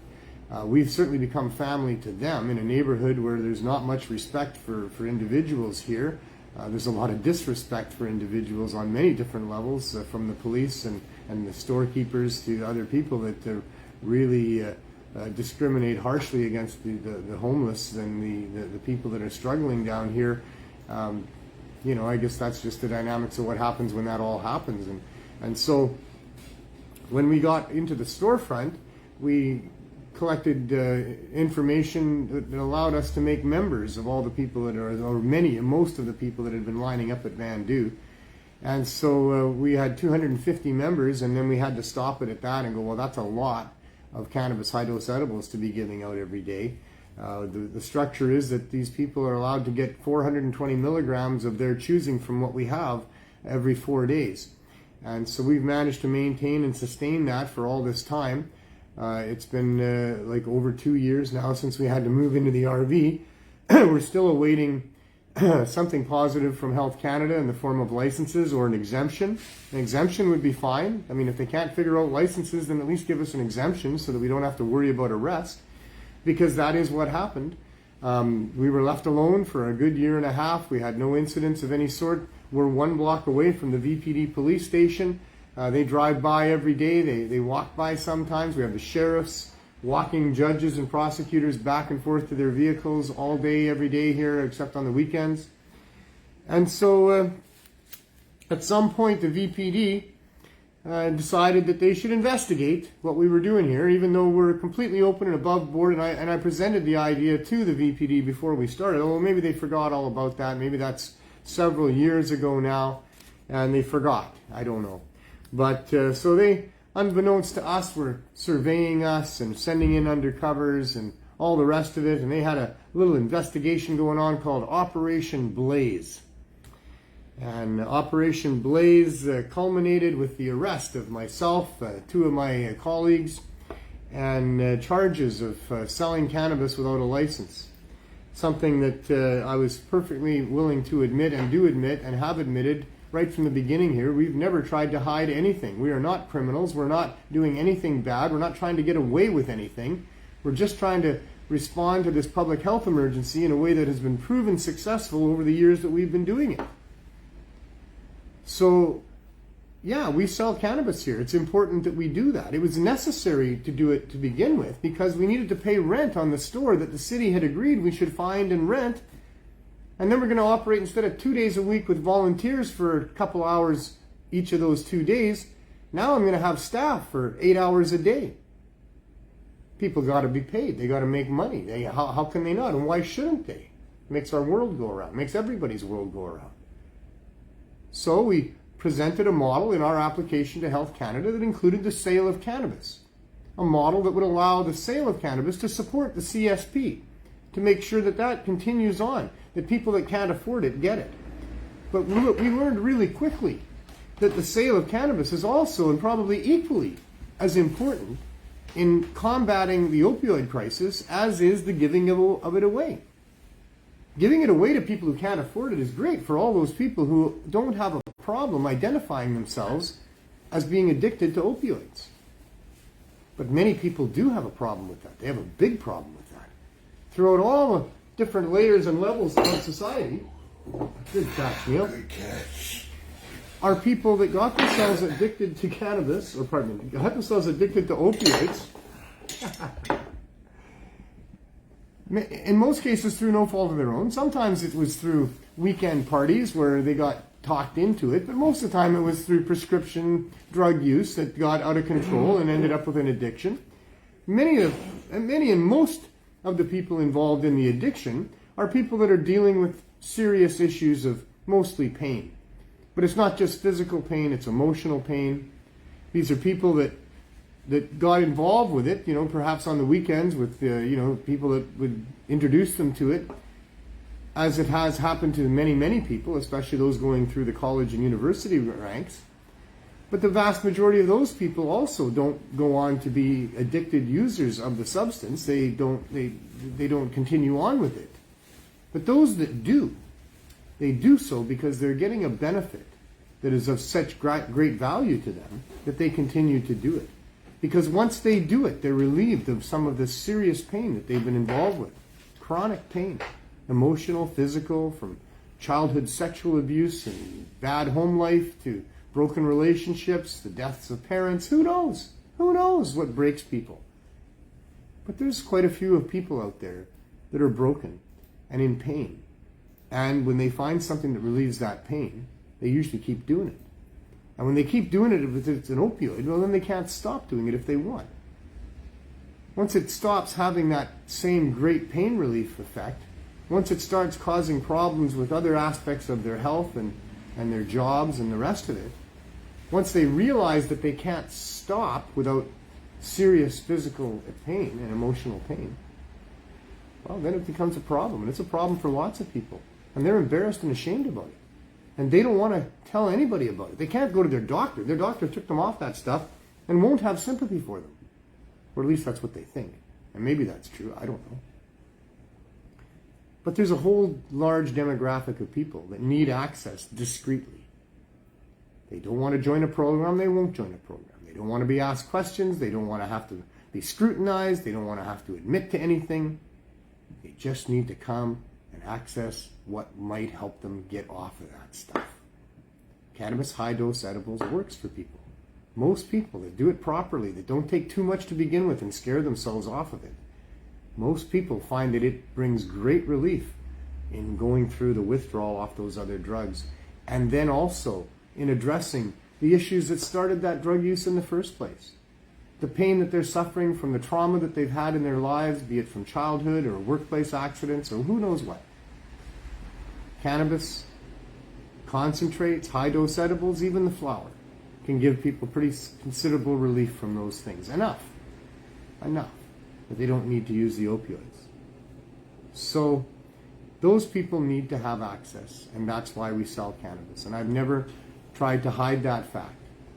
And the VPD, in their sophisticated investigation that lasted several months and cost taxpayers who knows how much money that they're never going to recover. I don't have that much money to pay for the investigation that they've done on us at this point. They're not going to get much money out of George or Andrew either. So I don't know who is paying for this other than taxpayers, because it isn't going to be me, George, or Andrew. We don't have the resources or assets to pay for it. They're sinking a whole ton of money into this, lots and lots of it. They paid for Operation Blaze. I don't know what that cost. I'd like to know. Quite a bit, I'm sure.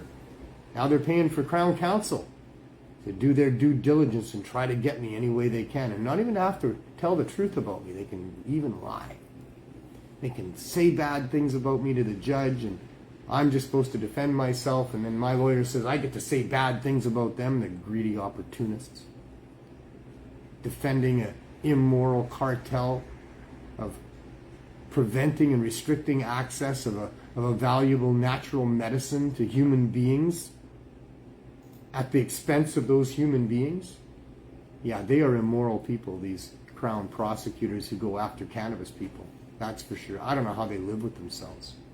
They can't be smart people, because if they were, they'd think about it and they decide that the better way to live their life is an ethical and moral way, and not to do what the bidding of a corrupt and evil group of corporations that have our government by the short and curlies, not to do their bidding. But that's the world we live in, and that's who we're up against, and that's what we're up against. They're going to go in there and say that I'm a dangerous person that was a greedy opportunist that tried to sell cannabis to make a fortune. And we're going to say, well, we tried to structure it in a way that would allow it to get to people at prices they could afford. That our number one most popular item is the $1 grams. For well over a year now,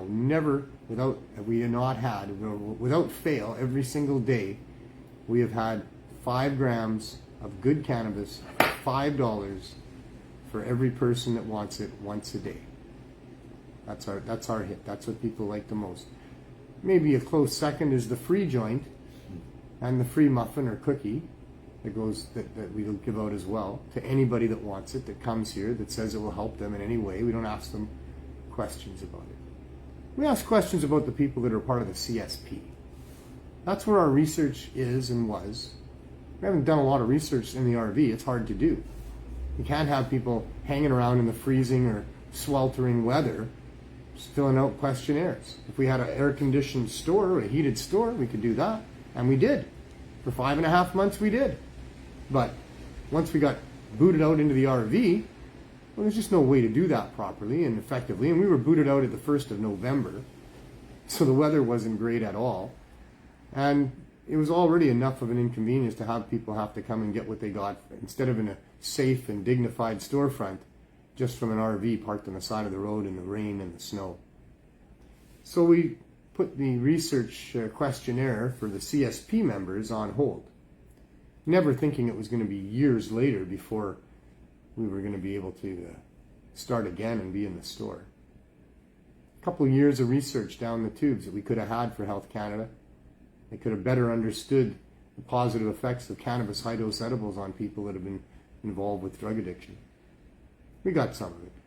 We got 5.5 months worth. It's a big stack about like that. They've never asked for it. They've never come to see us.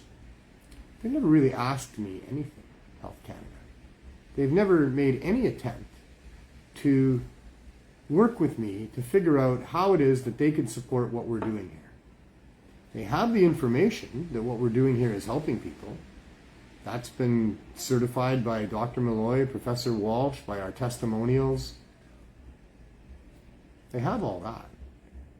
But they've never come to see me. They've never asked me questions. They've put to me that they don't want to license me unless we use all legal cannabis. Fair enough. Let's make the cannabis that I'm using legal. We proposed that in our application. We proposed that the suppliers to the Healing Wave be licensed as licensed producers. They could be scrutinized, I'm sure, but truth is they've successfully supplied us for all these years. We've never had a problem. We test everything we get. So why can't they be licensed? That would make our supply legal. Or they could provide us with some of the overage that they're now currently destroying. The tons and tons of cannabis that has been produced that they don't have a market for, and now they're going to destroy it, and they are destroying it. That's, according to them, safe cannabis. According to me, it's been irradiated, and I'm not sure how I would do what with that with the people that we're dealing with here. We would certainly have to let people know that we're dealing with compromised cannabis, and maybe we would only use it in a control group or something like that. I'm not really sure how that would work. But we did propose that in our application. We also proposed that we could use designated growers, that members of our society that we formed, the Serious Hope Society, could grow for people, and we could use that to help the people the way that we're helping them. And that could be considered a legal supply. Already, quite a bit of our supply is legal, because people are allowed to grow 4 plants, those that don't have medical licenses, and people with medical licenses can grow far more than that. And then they can bake brownies, and they can donate it to us. They can donate it to us in other ways as well. But we need to sell cannabis to get to reach those people that won't identify themselves, and there's no reason why we can't. You can walk into any liquor store and buy yourself more whiskey than you need to kill yourself, no questions asked. Doesn't matter if you're using it for medicinal reasons or trying to kick opioid habit or not. Go get as much whiskey as you want. You can buy commercial tobacco. Buy the carton. Smoke them all in one night. Break them open and put them into a tea and kill yourself. You do whatever you want. You buy pesticides and go buy a whole bunch of white sugar, drink it all down, and have a diabetic fit. You're a free human being. Go hurt yourself if you like. Nobody's trying to hurt themselves with cannabis. People are just trying to help themselves. Government doesn't need to be involved here. They need to get out of the way.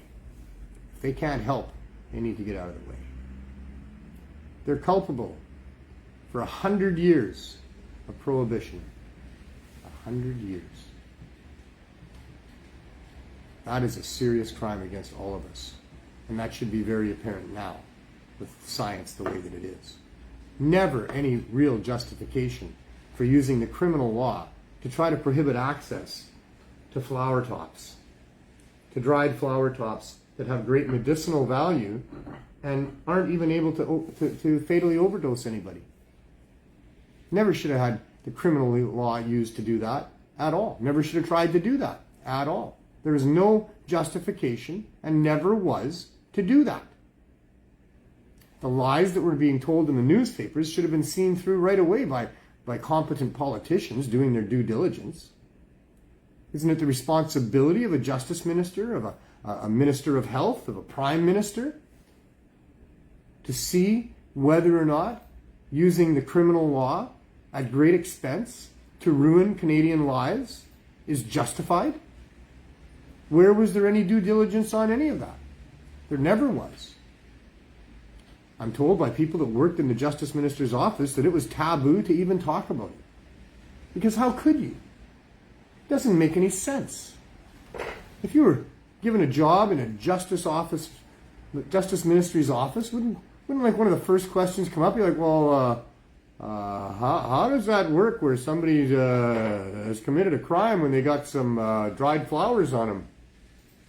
Like, I thought you had to have like some damage that you did to somebody on purpose, with intent, significant. Isn't that what makes a crime? How can it be a crime when there's no victim, when there's no damage, when there was no intent to do any damage or any harm? How can that be a crime? That's what would be asked in a justice minister's office if they were allowed to talk about it. But you can imagine why they weren't. 100 years of this. 100 years.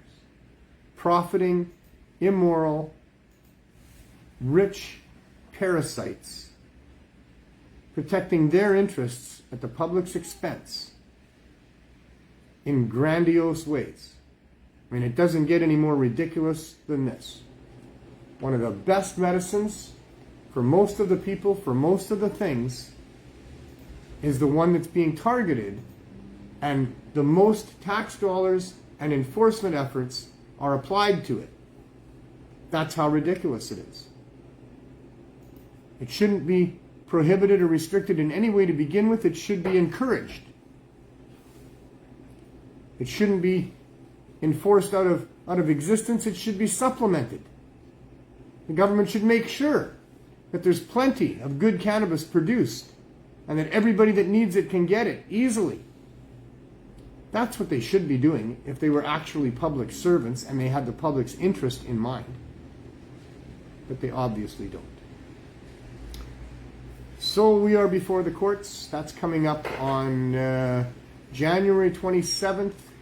We will go back and hopefully maybe set a date for when we get our time in court. Looking forward to that, by the way. Looking forward to that. I said right off the hop that this is not us on trial here. This is the federal government for being delinquent in not providing the licenses necessary to prevent the problems that we've had here. And that's who's going to be on court, because this is a chartered challenge. This is a challenge against the federal government and the rules that they have made up about cannabis and how they are hurting people. And I think we're going to make a really good case on behalf of all those people that we've been helping that the government would like us not to help. So there's a lot more, There's a lot more always. Because can only do so much in the time allotted every week here. I try to cover as best we can, what's going on currently, and I try as best I can every week to give an update and a summary of what's going on in our journey to have community-based, low-barrier access cannabis stores. That's what it's all about. In a nutshell, that's what we're fighting for. Reasonable access, like the courts have been saying that we deserve for so long. Reasonable access. That's what we're still fighting for. We do not have reasonable access, as I've laid out so carefully here today. The CSP continues on despite all of its hardships. Not only do we carry on here in Vancouver, but I'm always very happy to mention that there's other CSPs out there that in Victoria over 5 years ago, because of what we were doing in Vancouver, one of the Vandu board members started the program over there. It's still running today with people having access to cannabis, both for sale and for as free for those that can't afford it. They get a certain amount for free and they can buy more if they want. It's a program supported by the City Council in Victoria and supported by the local Victoria Police Department. In Halifax, Nova Scotia, a great friend of mine, Chris Backer, has been running the Cannabis Substitution East Coast version for well over 2 years now. I guess I should check in with Chris. We might be coming close to 3. We'll have to find out what the timeline is on that. But for years now, Chris has been faithfully, without ever missing an opportunity, a time to do it. I think they do it every Monday from Queen Elizabeth School, or no, not Queen Elizabeth School. I'm not going to say because I'm not sure. I only want to tell the truth. If I'm not sure, I'm not going to say. But Chris is doing a fine job with the volunteers and those people that donate to the East Coast Cannabis Substitution Program. Always looking for more, always needing more. This is a program that's dealing with a lot of needy people, and it does a great job of providing what those people need, but it's all done through donations. Chris is not a millionaire. He's not self-financed in all of this. He probably barely pays his rent as most of us do. So if you can help Chris in the way of donations of edibles, of cannabis, of whatever, that would be very good. And also William Hicks in London, Ontario is running a cannabis substitution program there. It's been going on for several months, maybe a year, and started by Mary. God always mentioned Mary. Mary did such a great job for us in Vancouver of baking, and she continues to do that. She had to go back to London for family issues and took the program there, and William has taken it over and doing a fine job of keeping that going over there. And we have a new CSP in Surrey.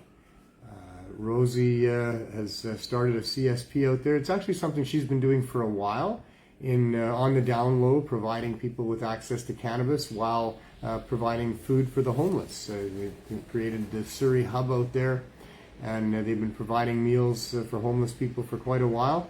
And she's now officially providing cannabis for them as well. She's bought her signs. The Surrey CSP is a real thing, and all the luck to Rosie in running that, and all the people that are helping her. It's never done by one person. It's always done by a team. It requires that, and I'm sure she's going to need some donations there as well. So, good news on the CSP front with respect to helping out in different communities. And I know there's other people doing other things as well. There was another small community up in northern British Columbia that reached out to me that are doing similar things up there. There's a group in California. The word is spreading. It's slow because the media machine controlled by the financial parasites does not want to talk about this. That's been made very clear to me, that they don't want to do a story on how high-dose edibles gets people through withdrawal, because that would be a bomb. I mean, if that one was to be let out into the public and people actually understood that, you would think there'd be big demands on the government to allow easy access to high-dose edibles. And that's something they don't want. They don't want it to be medicine. They don't want to have to admit that for 100 years in Canada here, they've been very wrong, and wrong in a very criminal way, because it's cost families, it's cost human individuals, it's cost a lot of money to do what it is that they've been doing to try to put down cannabis availability in Canada for 100 years now. And I'm sure there's a few that are just shaking in their boots, worried that we're going to we're going to figure all this out, and the media is, like, enough media is going to get on that story that they all have to follow.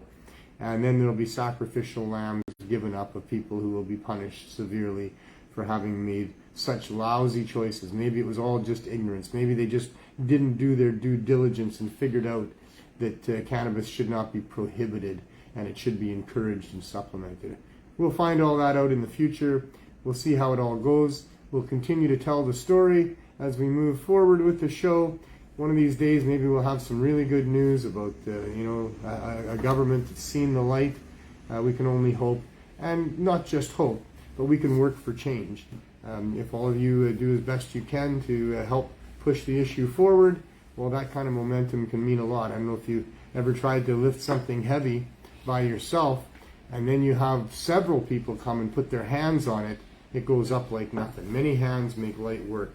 And that's the same with this huge task of trying to get freedom for people to use cannabis the way that they should be able to, the way that farmers should be able to bring it to market. All of that is a real heavy task that we've been obligated to do something about for future generations. And the more of us that help with that, the easier the task gets and the more chance of success that we'll have. So I encourage everybody to do a little bit of something, and do a little bit of something as often as you can, and get in the habit of speaking truth to power, of writing letters, sending emails, putting on protest marches, whatever it is that you think you can help with. Go ahead and try to do that, and let's have some fun doing that. Let's go out and see what's going on at the weed van, as they call it in town here, more than anything.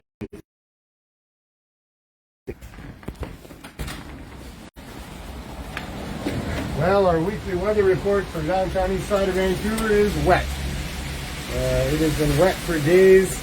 We get the odd break of not such wet weather, and then we get the rain back again. It wasn't raining all day today, so we didn't put the tent up. I should have put that up. I should put it up now, but we only have a little bit. We were in that RV last week. We talked about it, right? That was the surprise, by the way. No, we didn't talk about it. You said it would be this week. Well, so the surprise is we have a new yeah. RV. Yeah. Well, it's hardly new. It's 41 years old now. But it's new to us, and it's great. For once, we can finally stand up in the RV. That is so important. That's cool, yeah. It's very, very cool. We have a great side window. Nice. It allows access for both sides. Yeah. And it turned out to be just fabulous. It's got two windows, I believe, easy to talk to people back and forth through the windows there. Nice. We can do the TSP on one side and the Healing Wave on the other. Yeah. It's even got a little awning over top of it for the rain. Yeah, we got a little awning. Yeah, there you go. Just have that out because it's raining. Yeah, I mean, it wasn't raining like this earlier. Yeah. Well, it'll save you from having to put the tent up all the time. Yeah, if it's raining, I'm going to put the tent up as well, though. Are you? Yeah. All right.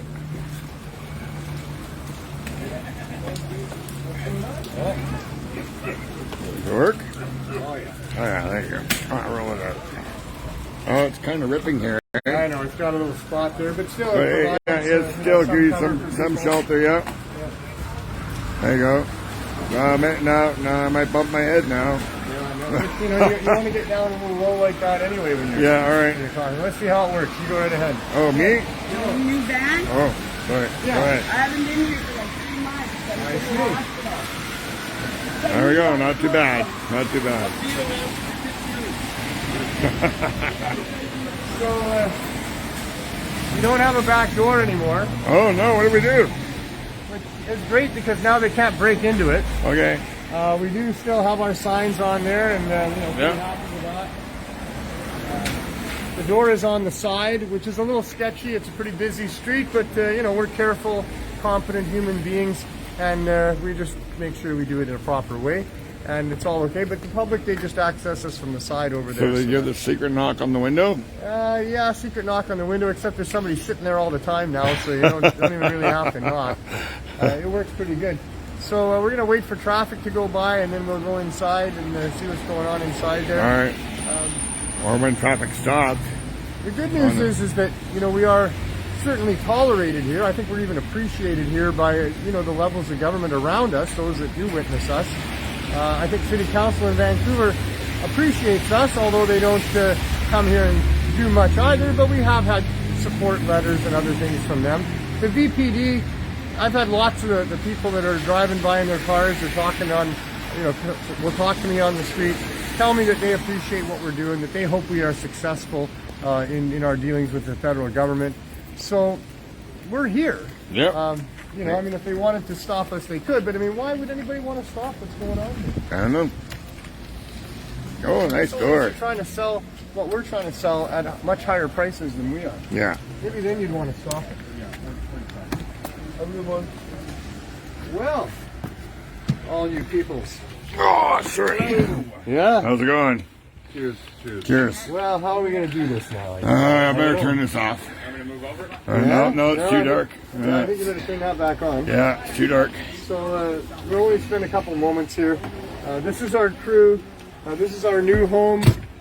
We can stand up and then some. Yeah. Hey! Even really tall people can stand up in here. I'm tall. 2 years of feeling the pain in the neck from him being hunched over. Now is finally we got some relief from that. So I'm really happy that we got this. After by top men. Not much else to say. Yeah. We've pretty much covered it all again this week. We're really hoping that the governments in Canada can recognize, what their role is supposed to be, support something that has proven itself to be such a value to this community. We get these comments all day long, every day, from the people that are here, thanking us for continuing to be here, thanking us for the help that they've gotten. It really warms our heart and it keeps us going. But we really need the federal government to do the right thing.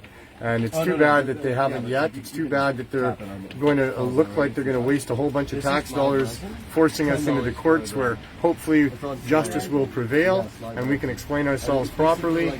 And, we'll get the right... we should all get commendations for what we've done here. We all deserve pats on the back. It's been a tough road to hoe that we've maintained without government support for this time here. And really, I don't want to blow my own horn too much. But for the team of people that are around me and for myself, we're very proud of what we've managed to do here, of what we do here every day.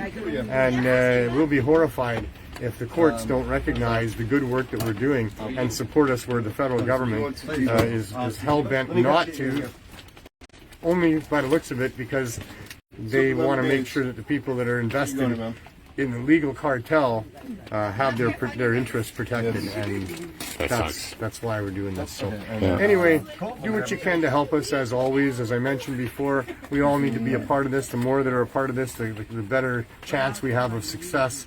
And it always feels really great to be a part of a good winning team anyway. Get on the right side of history here.